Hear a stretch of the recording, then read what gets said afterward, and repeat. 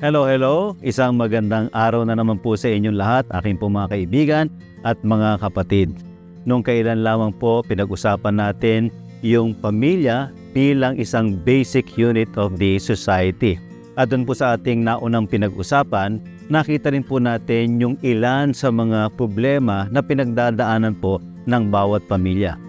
At napag-usapan po din natin yung ilan sa mga naging problema o nagiging problema ng pamilya. At ngayon po, pag-uusapan natin ang isang bagay na napakahalaga kung ikaw ay nasa isang pamilya o magsisimula pa lamang ng pamilya. Iyon pong kahalagahan ng pundasyon. Ano po? Kahalagahan ng pundasyon.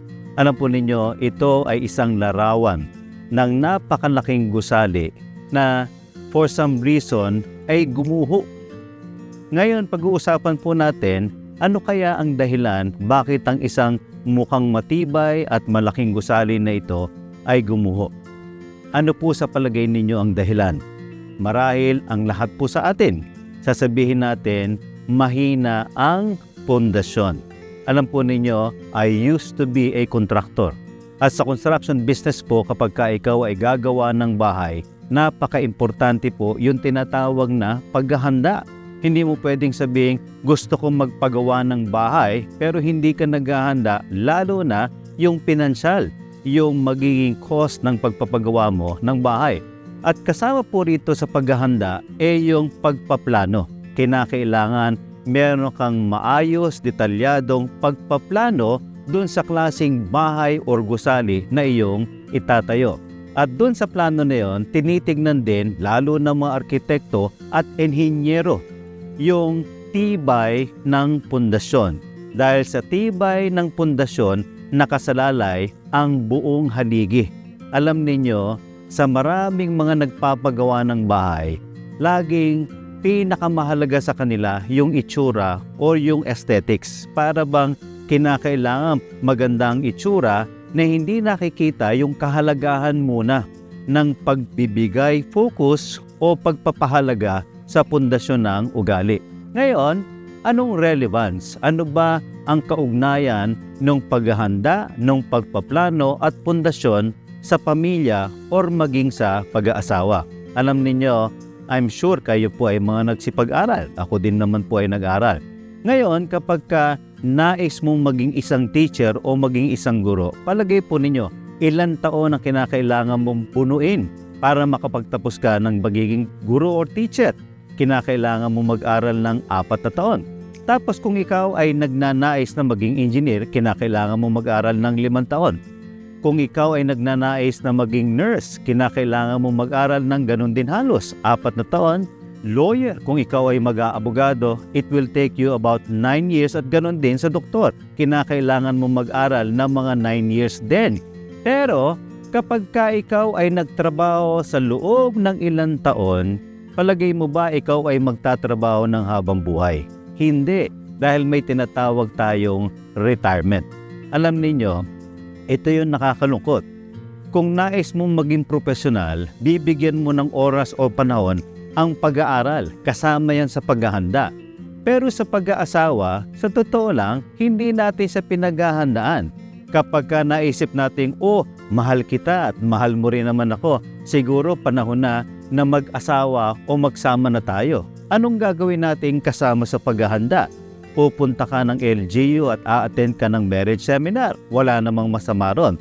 Pero kadalasan, yung marriage seminar na ating a-attendan, ang tinuturo ay family planning. Nothing wrong with that. Pero marami pang napakahalagang detalye ng pag-aasawa ang kinakailangan nating paghandaan. Anong ibig sabihin? Hindi na nga yung iba naghahanda, yung iba sino-shortcut pa. Dahil tayo ay nagpapadala sa ating damdamin sa murang edad, nagiging mapusok dahil akala natin ang palagay natin. Nagmamahalan naman tayo. Kung mahal mo ko, patunayan mo sa papaanong paraan. Magsisiping o magtatalik. Now, ano pong nangyari? Dahil bata ka pa at hindi mo naintindihan yung pinasok mo, kaya po napakalaking problema ng gobyerno natin. In fact, ang Pangulong Duterte mismo ang nagsabi, isa sa pinakamalaking problema ng ating bansa ay ang teenage pregnancy or teen pregnancy. Hindi lamang yan.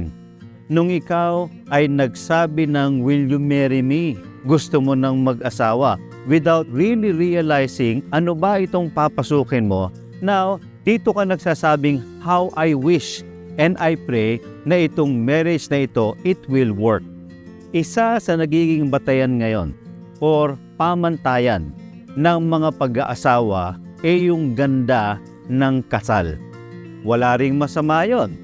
Mag-iipon tayo, yung iba naglo-loan pa kahit hindi naman kaya dahil ang pinaka-focus kinakailangan maganda sa photos, maganda sa videos ang ating kasal. And alam po ninyo, ngayon marami ang naiinggit kapag nakita na yung SDE or same day edit. Ay, ang ganda, beach wedding. Ay, ang ganda, garden wedding. Ay, ang ganda, ang galing, ang dami nilang mga bisita. So anong nakikita natin? Dapat pag kinasal tayo, ganyan din. Alam niyo, okay naman yon. Pero ang pinaghahandaan ay hindi yung araw ng kasal. Ang pinaghahandaan ay yung pagkatapos ng kasal dahil yan yung tinatawag nating when the rubber meets the road. Alam ba ninyo, yan ang tinatawag na litmus test ng relationship kapag ikaw ay kinasal na dahil marami ka nang madidiscover patungkol sa inyong bawat isa sa inyong pagkatao. So bago ka ikasal, bago mo maisip ang pag-aasawa, yes, very important, you have to be financially prepared.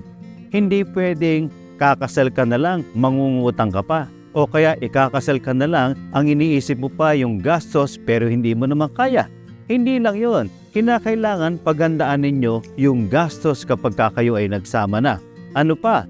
Importante rin yung being emotionally prepared. Ang daming pumapasok sa pag-aasawa, ang batayan 3 taon na tayo. Sa loob ng 3 or 5 taon na yun, walang katapusan ng pag-aaway ninyo dahil pareho kayong immature. Gusto nyo pang pumasok, ang akala ninyo siguro pag nag-asawa tayo, magiging maayos tayo. Hindi yon. Ayusin nyo muna ang sarili ninyo emotionally bago kayo pumasok sa pagsasama. Hindi lang yan. In order for you to be emotionally prepared, kinakailangan ikaw ay spiritually prepared at ikaw din ay spiritually matured. Bakit importante ito? Sa inyong pagsasama, I'm telling you, guaranteed, marami kayong pagsubok na pagdadaanan. Hindi komot nagmamahal lang kayo, sasabihin na ninyo, basang importante, magkasama tayo. Hindi lang kayo magkasama. Importante, anuman ang pagdaanan natin, kinakailangan iisa tayo. Para maging isa kayo at maging maayos ang pagharap ninyo sa anumang pagsubok na dadaanan ninyo bilang mag-asawa, importante na maayos kayo at iisa ang ating mga puso sa Panginoon. Pero dahil marami ang pumasok sa maling paraan, dahil marami ang pumasok ng hindi napaghandaan, kaya maraming pamilya ngayon ang nagsasuffer. Why? Simply because walang pundasyon. Bakit walang pundasyon? Minadali, walang paghahanda. At dahil walang pundasyon, walang paghahanda, I'm telling you, laging full of uncertainties, walang kasiguruhan, laging trial and error yung pagpasok natin sa relasyon bilang mag-asawa. At dahil walang direksyon, walang kasiguruhan, I'm telling you, walang patutunguhan. At dahil walang patutunguhan, anong nangyayari? Marami ended up becoming single parents. Hindi pala tayo sigurado sa papasukin, hindi ko pa pala kayang magpamilya, hindi pala ako ready, hindi pala ikaw yung hinahanap ko para mapangasawa. Anong nangyari ngayon? Hindi mo na mababago yon. So marami, hindi lang yung babae, hindi lang ng lalaki, maging ang mga anak na bunga ng pagmamadali ay nagsasuffer. Not just that. Marami dahil hindi ready, marami dahil hindi emotionally prepared, hindi spiritually matured, kaya walang katapusan ang pag-aaway sa bawat relasyon At isa sa lagi nga nagiging solusyon, kagaya na napag-usapan natin, pag hindi kinaya ang pag-aaway, pag hindi kinaya ang problema, dahil hindi natin alam kung paano ayusin ng maayos ang ating mga conflicts, sasabihin, mabuti pa, maghiwalay na lang tayo.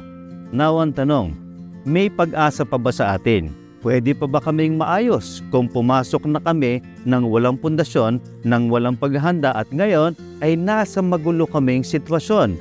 Whether papasok ka pa lang o ikaw ay nasa isa ng sitwasyon na meron ka ng pamilya, paano ba ang magandang panimula? Paano ba kami makakapag-ayos muli? Puntahan natin yung sinabi ng Diyos sa aklat ng Mateo chapter 22. Tinanong niya ang Panginoon, Panginoon, alin po ba ang pinakamahalagang utos o kautusan? Ang sabi ng Diyos, ibigin mo ang Panginoon mong Diyos ng ano raw? Ng buong puso, ng buong kaluluwa, at ng buong pag-iisip. Ito ang pinakamahalagang utos. Alam ninyo, as always, whenever we do counseling, kasal, ikakasal pa lang, lagi naming sinasabi, lalo sa aming mga anak, humanap ka ng isang taong mas mahal pa ang Diyos kaysa sa iyo. Bakit importante ito? I remember one time, nag-uusap kami ng mga anak namin. Sinabi ko sa kanila, alam nyo anak, ako ay hindi makikialam at hindi ko didesisyonan ang pag-aasawa ninyo dahil kayo ang papasok sa pag-aasawa. Pero dalawa lang ang hihilingin ko. Una, humanap ka ng taong mas mahal pa ang Diyos kaysa sa iyo. So sabi ng mga anak namin, Dad, bakit importante yon? Kasi kung mas mahal ka pa nung mapapangasawa mo kaysa sa Diyos, ang tawag dyan ay idolatry. Dahil idolatry, alam mo mangyayari, eventually, masasakal ka dun sa klase ng pagmamahal na ibibigay sa iyo ng mapapangasawa mo. Ang gusto niya sa lahat ng oras, dapat nandoon ka para sa kanya. Ikaw na ngayon ang magiging basihan ng kanyang kasiyahan. In fact, sa iyo lang iikot ang kanyang mundo at siya sa iyo lang dapat iikot ang kanyang mundo. Anong nakikita natin dito? Magiging toxic ang inyong relationship. So, ano importante? Humanap ka ng taong mas mahal pa ang Diyos kaysa sa iyo. Sumunod, sinabi naman sa Efeso, napakahalaga rin paalala. Sabi, mga anak, sundin ninyo ang inyong mga magulang alang-alang daw kanino. Hindi mo susundin dahil sila'y kasunod-sunod. Gagawin mo ang pagsunod at paggalang sa magulang dahil ito ay gagawin mo para sa Panginoon. Ito ay nararapat. Hindi lang yon, sinabi, igalang mo ang iyong ama at ina. Ito raw ang utos na meron daw kalakip, may kasamang pangako. Ano yung pangako? Magiging mahaba? Aba, meron pala itong kaugnayan. Pagdating sa kalusugan, hindi lang hahaba ang iyong buhay, pagpapalain ka pa ng Diyos. So sa pag-aasawa, sa pagsasama, importante na una, humanap ka ng taong mas mahal pa ang Diyos kaysa sa iyo. Pangalawa, humanap ka ng taong may pagmamahal at respeto sa magulang. Ganon din. Tinanong din ng aming mga anak, Dad, bakit importante yung pagmamahal at respeto sa magulang? Anak, sabi ko, simple lang. Kung hindi niya kayang respetuhin at hindi niya kayang mahalin ang sarili niyang magulang, huwag kang umasa na kaming mga magulang ninyo ay irerespeto at mamahalin nila. At kung hindi niya kayang irespeto at mahalin ang kanyang magulang, huwag ka ring umasa na ikaw ay irerespeto at mamahalin ng iyong asawa. Alam ninyo, isa sa pinag-aawayan ng maraming pamilya ngayon ay ang in-laws. Ang pakiramdam nila ay nakikipagkumpetensya sila sa kanilang mga biyenan, sa kanilang mga bayaw o sa kanilang mga hipag. Hindi kinakailangang umabot ang mag-asawa sa pag-aaway pagdating sa pamilya. Kasi ang pamilya mo, pamilya ng asawa mo. Ang pamilya ng asawa mo, pamilya mo rin.